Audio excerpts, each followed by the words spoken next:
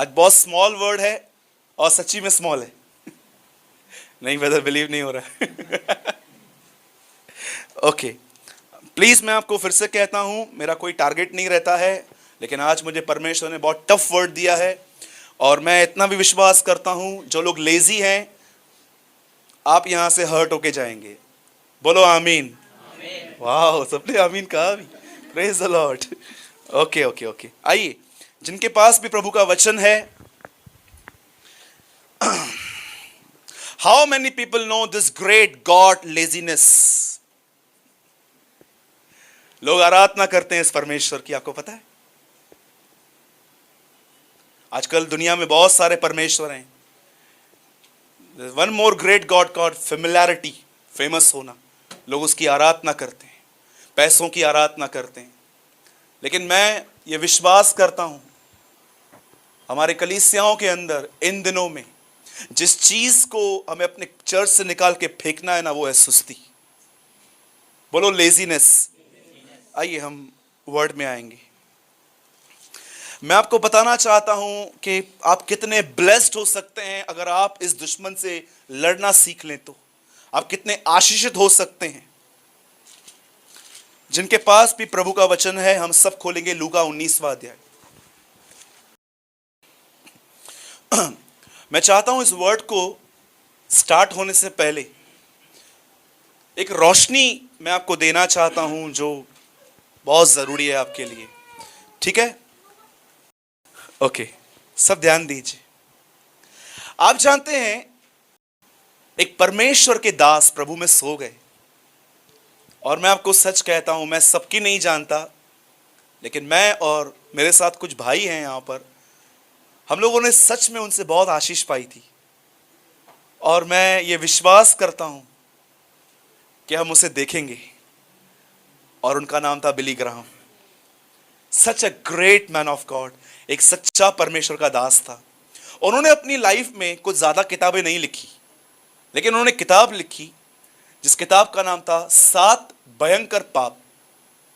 और उन भयंकर पापों में उन्होंने एक चीज लिखी थी, और वो चीज थी सुस्ती। आप जानते हैं सुस्ती कहां होती है? याद रखना, सुस्ती बॉडी में नहीं होती है, सुस्ती माइंड में होती है हमेशा। कई बार आप देखो कि आपका जो माइंड है, माइंड लेजी होता है, और जब आपका माइंड लेजी हो जाता है, उसके बाद आपकी बॉडी लेजी हो जाती है। कई बार आप देखो, कितने लोग कभी मॉर्निंग में 5-6 बजे लोनावाला के लिए निकले हैं, यहां से 5 बजे, 6 बजे, 7 बजे निकले हैं? कभी कभी तो गए होंगे। कैसे हम लोग रात को जल्दी सो जाते हैं, सवेरे जल्दी उठना है। आप माइंड में डिसाइड कर लेते हो कि नहीं, सवेरे उठना है, कोकी बनानी है, दही देनी है, ये करना है, वो करना है, आप उठ जाते हैं ना। जानते हो आप क्यों उठे? क्योंकि आपने यहां पर फिक्स किया कि उठना ही है। लेकिन बहुत बार जब बिलीवर्स जब रात को सोते हैं, तो ये प्लान नहीं करते हैं कि मॉर्निंग में उठ के खुदा के साथ बैठना है। क्योंकि उनके लिए पता है ये चीज क्या है। उनके लिए ये चीज इंपॉर्टेंट नहीं है। उनके लिए इंपॉर्टेंट कुछ और चीजें हैं, ये चीज नहीं है। मुझे बताइए, आप में से कोई है यहां पर, लास्ट टाइम आपने कब डिसाइड किया था कि मुझे मॉर्निंग में इतना जल्दी उठना है? रीजन सिर्फ परमेश्वर के साथ संगति करने के लिए। टेल मी, क्या बगीचा दिया परमेश्वर ने आदम को, उसे जंगल बना दिया। क्या बगीचा दिया परमेश्वर ने दाऊद को, और दाऊद ने सुलेमान को, सुलेमान ने उसका जंगल बना दिया। क्या जिंदगी होनी चाहिए थी हमारी, पर हमारी सुस्ती की वजह से आज हमारी जिंदगी, कईयों की जिंदगी जंगल बन गई है। जबकि हमारे पास फ्रूट्स होने चाहिए थे, एक अच्छा स्वभाव होना चाहिए था, पर बहुतों के लाइफ में सिर्फ कांटे हैं। थोड़ा टच करोगे ना उनको, उनकी रूट वर्ड्स बाहर आते हैं, उनका एंगर बाहर आता है। जानते हो, यीशु मसीह ने एक जगह पे कहा, तुम व्यभिचार न करना, ये तुमने सुना था, पर मैं तुमसे कहता हूं मन में मत करना। आप जानते हो, किसी को टच करने का, एक टच करना व्यभिचार है, लेकिन इसकी जड़ क्या है? ये माइंड से शुरू होता है। क्या आपको पता है आप में से बहुतों की ग्रोथ क्यों रुकी हुई है? क्योंकि जड़ जानते क्या है? लेजीनेस है, सुस्ती है। मैं आज आपको बाइबल में से एक ऐसे आदमी से मिलवाना चाहता हूं, तो देखो इस आदमी के अंदर कितनी ज्यादा एक्टिवनेस है, लेकिन उससे पहले मैं एक चीज बताना चाहता हूं। आप में से कितने लोगों ने पुराने नियम में यह वचन पढ़ा था? प्रभु इज़राइल को कहता है, मैं तुम्हें एक ऐसे देश में ले जा रहा हूं जहां पर दूध और मधु की धाराएं बहती हैं। कितने लोगों ने पढ़ा है ये वचन? हाथ उठाइए लंबा। मैं तुम्हें एक ऐसे देश में लेके जा रहा हूं जहां पर दूध और मधु की धाराएं, मतलब नदियां। अब मुझे बताइए, आप भी जानते हो, मैं भी जानता हूं, ऐसी कोई नदी नहीं होती है। तो परमेश्वर बोलने की कोशिश क्या कर रहा था? आप जानते हो ना, प्रकाशित वाक्य पूरा सिंबल्स का किताब है, टोटली सिंबल्स। वो कहता है मैंने मेमना देखा। अब मुझे बताइए, स्वर्ग में बकरियां भेड़े कहां से आ गई? वो यीशु को देख रहा है, लेकिन लिखता क्या है? मैंने मेमना देखा। वो सिंबल है। वैसे ही परमेश्वर पुराने नियम में उन लोगों से कहता है, मैं तुम्हें एक ऐसे देश में लेके जा रहा हूं जहां पर मधु और दूध की धाराएं बहती हैं। इसका मतलब क्या है? आप जानते हो दूध निकालने में कितनी मेहनत लगती है? और हनी कहां होती है? शहद ऊपर होती है, चढ़ना पड़ता है, रिस्क लेनी पड़ती है। जानते हो परमेश्वर लोगों को क्या बोलने की कोशिश कर रहा था? मैं तुम्हें ऐसे नगर में ले जा रहा हूं जहां पर तुम्हें बहुत मेहनत करनी है, तुम्हें वहां पर हार्डवर्क करना है। कितने लोग ये बात जानते हैं? 4 लोगों को परमेश्वर ने बुलाया था। पतरस जिस समय वो मछलियों का जाल साफ कर रहा था, लेवी जब वो पढ़ाई कर रहा था, एलीशा जब वो बैल चला रहा था, मूसा जब वो अपने ससुर यत्रो की, हर एक को उसकी काम की जगह से क्यों बुलाया गया? क्यों? जब वो सेक्युलर जॉब कर रहे थे तब परमेश्वर उनको कहा मेरे पीछे आओ। याद रखना, परमेश्वर कभी अपने आप को सुस्त लोगों पे प्रकट नहीं करता है, कभी भी नहीं। आपके लाइफ में अगर कोई डिसिप्लिन नहीं है, कभी भी खाया, कभी भी पिया, कभी भी सो गया, और आप फिर बोलते हैं प्रभु मुझ पर दया कर, एक आधे अधूरे मन से, या ना योशिया के लिए ऐसा लिखा गया है, वो प्रभु के पीछे चला तो सही परंतु पूरे मन से नहीं। आज आप सीखिए इस आदमी से जिसका आज जिक्र हमारे बीच में हो रहा है। देखो इस आदमी ने क्या किया, कितना प्रैक्टिकल है ये आदमी। लूका का 19वां अध्याय, और कोई मेरे साथ पढ़िए 5वां वचन, 19 वर्स 5। जब यीशु उस जगह पे पहुंचा तो ऊपर दृष्टि करके उससे कहा, तब यीशु ने ऊपर दृष्टि की और क्या देखा? हे जक्कई झट उतरा, क्योंकि आज मुझे तेरे घर में रहना अवश्य है। क्योंकि आज तुझे मेरे घर में रहना अवश्य है। सबने सुना? मैं आपके लिए फिर से पढ़ता हूं, अगर आपका ध्यान ना हो तो फिर से सुनिए। जब यीशु उस जगह पहुंचा तो ऊपर दृष्टि करके उससे कहा, हे जक्कई झट नीचे उतरा, क्योंकि आज मुझे तेरे घर में रहना अवश्य है। नाउ लिसन, सुनिए। बाइबल एक व्यक्ति के लिए बताती है, उसका नाम था जक्कई, और इसका बहुत कुछ इसके लिए लिखा गया है। सबसे पहले यह लिखा गया है, यह धनी था और यह एक टैक्स कलेक्टर था। उन दिनों में रोम सरकार के लिए काम करता था। और हुआ क्या जानते हैं? इसने यीशु के लिए कुछ सुना और एक जगह पे खड़ा हो गया यीशु को देखने के लिए। लेकिन जब इसे यह पता चला कि इतनी भीड़ है और वो उसकी हाइट कम थी, तो जानते उसने क्या किया? उसे लगा कि शायद वो वहां से पास होगा और मैं देख न पाऊं। इसके लिए बाइबल ऐसा बताती है कि वे ऊपर गया, एक गुल्लर के पेड़ पे चढ़ गया और वहां से बैठकर वो यीशु मसीह का इंतजार कर रहा था। और जैसे यीशु गया, आप में से कितने लोगों ने इस बात को ऑब्जर्व किया? इतनी सारी भीड़ थी, लेकिन यीशु मसीह को पवित्र आत्मा ने किसके घर पे जाने के लिए नहीं कहा? सिर्फ एक के सिवाय, और वो था जक्कई। और यीशु से कहता है, जक्कई नीचे उतर। और जैसे वो उसके घर में जाता है, अब तक यीशु ने कोई प्रचार भी नहीं किया था, रास्ते पर ही उसकी लाइफ चेंज होना चालू हो गई। घर पहुंच के वो कहता है, मैंने बहुतों को लूटा है यीशु, मैं आज सबको वापस कर रहा हूं। अब तक उसने किया भी नहीं था। और यीशु उसको देखकर कहता है, देखो आज इस घर में उद्धार आया है। अब मैं आपको कहानी का दूसरा हिस्सा बताता हूं। हमारी कलीसियाओं की आज ये हालत है। अब मुझे बताइए, जब यीशु को पता, सब जक्कई को पता चला कि मैं उससे नहीं देख पाऊंगा क्योंकि मैं नाटा हूं, क्या वो घर चला गया? क्या उसने वहां पर बैठ के प्रार्थना की, पिता मैं दुआ करता हूं, जीसस लव्स मी, यीशु मसीह मुझसे प्यार करता है, वो खुद मेरे पास आएगा और बोलेगा चल। आप जानते हो उसने क्या किया? बोलो उसने एफर्ट डाला। बोलो अपने बाजू वाले को, उसने एफर्ट डाला। जानते हो एक वर्ड लिखा है वहां पर, जक्कई उसे देखना चाहता था। आज मैं आपसे पूछना चाहता हूं, आपके पास भूख और प्यास है? आप बोलेंगे यस। झूठे हो तुम लोग, झूठ बोलते हो तुम लोग। जानते हो क्यों? जिसके अंदर चाहत होती है वो एफर्ट डालते हैं, वो बैठे नहीं रहते हैं उधर। जिनके अंदर भूख होती है ना, जानते हो वो क्या करते हैं? वो बलिदान करते हैं। आज किसी से भी पूछो, मैं एक चर्च में था, मैंने वहां पर लोगों से पूछा आप में से कितने लोग प्रभु के लिए भूखे और प्यासे हैं? 90% लोगों ने हाथ उठाया।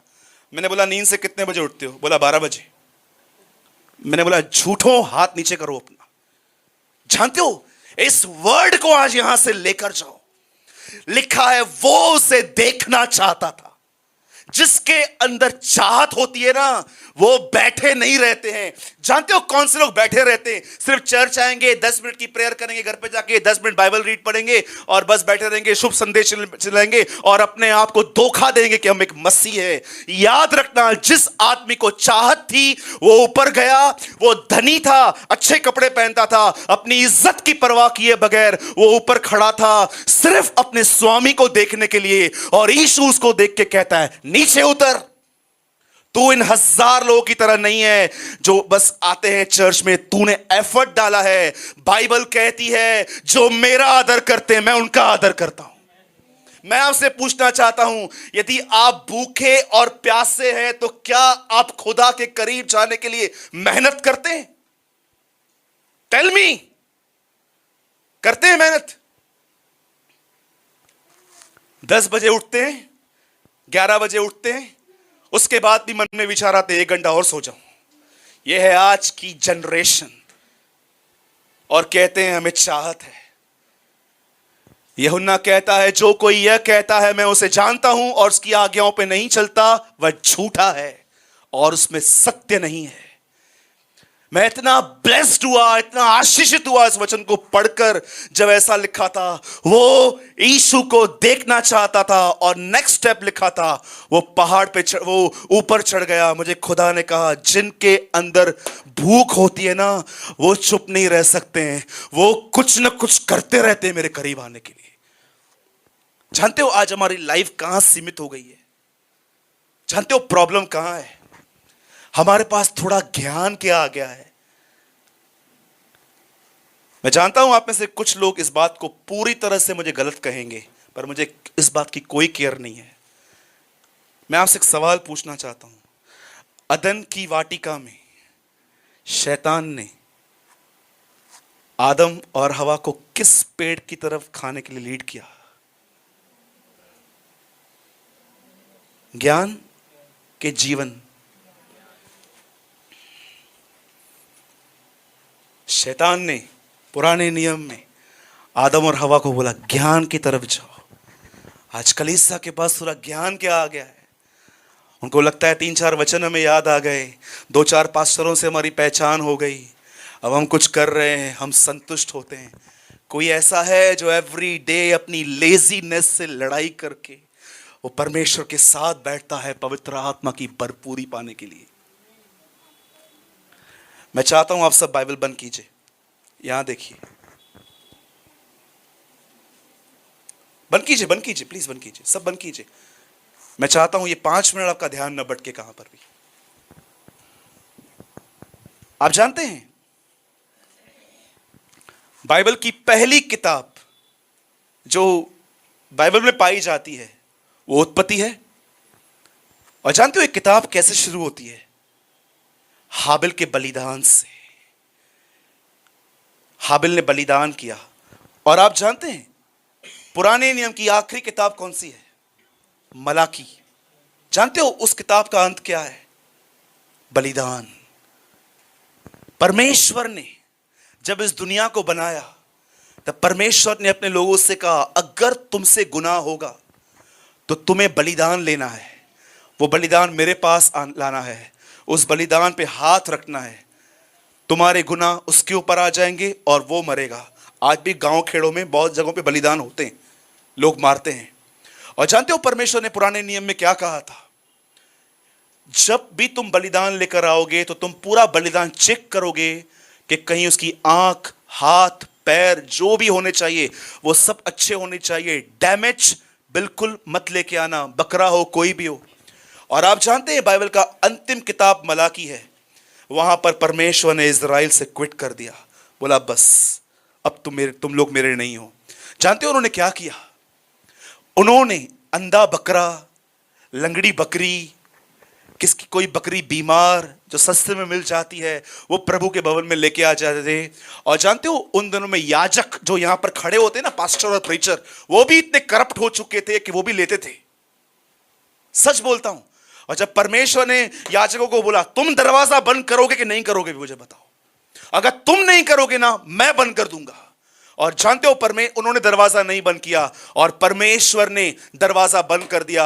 और परमेश्वर ने 400 साल तक कोई भविष्यवक्ता नहीं भेजा। और भविष्यवक्ता न भेजने की वजह से एक पंथ बीच में खड़ा हो गया। सब इस पंथ को जानते होंगे, फरीसी। जानते हो जिनके पास खुदा कलाम नहीं पहुंचता है वहां पर लोग कैसे बन जाते हैं? फरीसी। डू यू नो फरीसी का मतलब समझते? बाहर से साफ सुथरा जीवन, ड्रिंक बंद कर दिया है, स्मोकिंग बंद कर दी है, ये बंद कर दिया है, ये बंद कर दिया है, अंदर पूरा कचरा भरा हुआ, पैसों के प्रेम, लोभी, चीजों का प्यार, लड़ाई झगड़े, नफरत, अंदर पूरा ये जीवन और बाहर बहुत अच्छे। यीशु कहता है ये उन कब्रों के समान है जिन पर लोग चलते तो हैं पर वे नहीं जानते। आप सोचो, कब्र के पास जाओ, क्या टोकरा पड़ा रहता है, रिंगर्स पड़े रहते हैं, मार्बल लगा हुआ रहता है, आप देखते हो कितनी अच्छी कब्र है। पर मैं आपसे पूछता हूं, अगर कब्र का दरवाजा हटाया जाए कितने लोग वहां पर ठहर पाएंगे? आप बोलेंगे बंद कर यार, बदबू आ रही है। यीशु कहता है कुछ लोग उन कब्रों के समान हैं जिन पर लोग चलते तो हैं पर वे नहीं जानते हो किन पे चलते हो। जानते हो यीशु क्या बोल रहा था? बहुत सारे लोग ऐसे हैं जो बाहर से सजे सजाए हैं, बहुत सारी बहनें पूरा दुपट्टा कवर करेंगी, भाई लोग आराम से बैठेंगे, लेकिन अंदर से बाइबल कहती है ये बदबू से भरे हुए हैं। ये मैं नहीं कहता हूं, ये कलाम मुकद्दस, ये परमेश्वर का वचन कहता है। मैं आपसे पूछना चाहता हूं, क्या आप एवरी डे अपने आप से लड़ते हैं? जब परमेश्वर ने पुराने नियम में देखा कि बलिदान करप्ट हो चुका है, परमेश्वर ने बंद कर दिया और एक नया काम स्टार्ट किया परमेश्वर ने, चर्च, कलीसिया। आप जानते हो परमेश्वर ने पुराने नियम के अंदर जब देखा कि कोई बलिदान नहीं कर रहा है, ये बलिदान ऐसे कर रहे हैं, प्रभु ने वहां पर ये काम बंद करके एक नया काम चालू किया, कलीसिया। और मैं आपको एक बात बताना चाहता हूं, आपको सुन के थोड़ी हैरानी होगी। जानते हो बाइबल क्या कहती है? जो स्वाभाविक थे वो नहीं छोड़े गए, तो तू तो जंगली है, तू कैसे बचेगा? इसका मतलब जानते क्या है?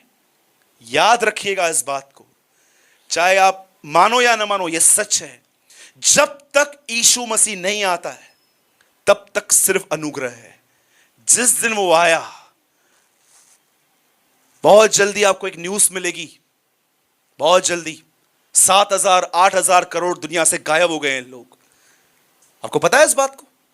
ये जो शिवाजी चौक है, ये जो बहुत सारी जगहों पे ना गाड़ियां ठुकी हुई पड़ी रहेंगी, ये चीजें यहां वहां पड़ी रहेंगी, लोग गाड़ियां खोलेंगे, बॉडी गुम हो गई, अरे लोग कहां गए? उठा के ले गया उनको ले गया, उनका रैप्चर हो गया।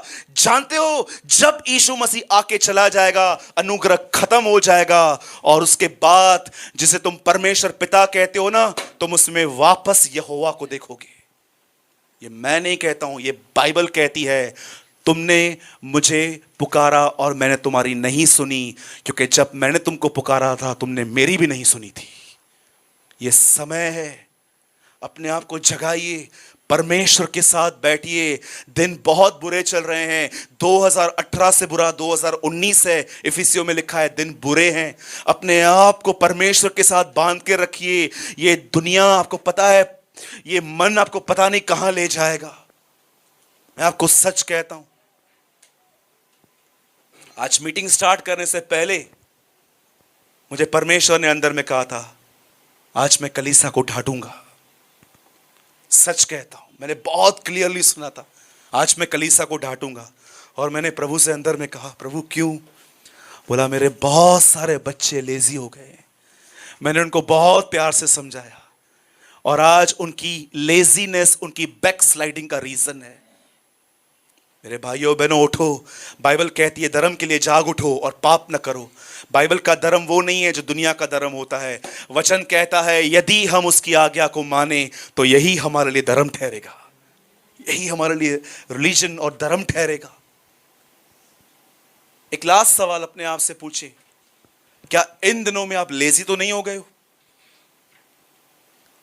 अब आपको बाइबल एक्साइटेड नहीं करती, अब आपको प्रेयर एक्साइटेड नहीं करती, अब आप परमेश्वर के पास जाते नहीं हो, लाए जाते हो। क्या ऐसा तो नहीं है पिज्जा वड़ा पाव चीज ने आपके बदन को आपके ऊपर चढ़ा दिया है? मैं फिर से कहता हूं, आप में से बहुत सारे लोग लेजी हैं। निकलो इन बातों से, परमेश्वर के साथ समय बिताओ, प्रभु के साथ बैठो, पवित्र आत्मा से परिपूर्ण हो जाओ। और अगर आज की मीटिंग भी अगर आपको नहीं जगा पाई तो मैं आपको कहना चाहता हूं, न्याय के दिन एक शब्द को सुनने के लिए तैयार रहना, और वो शब्द है, मैं तुम्हें नहीं जानता।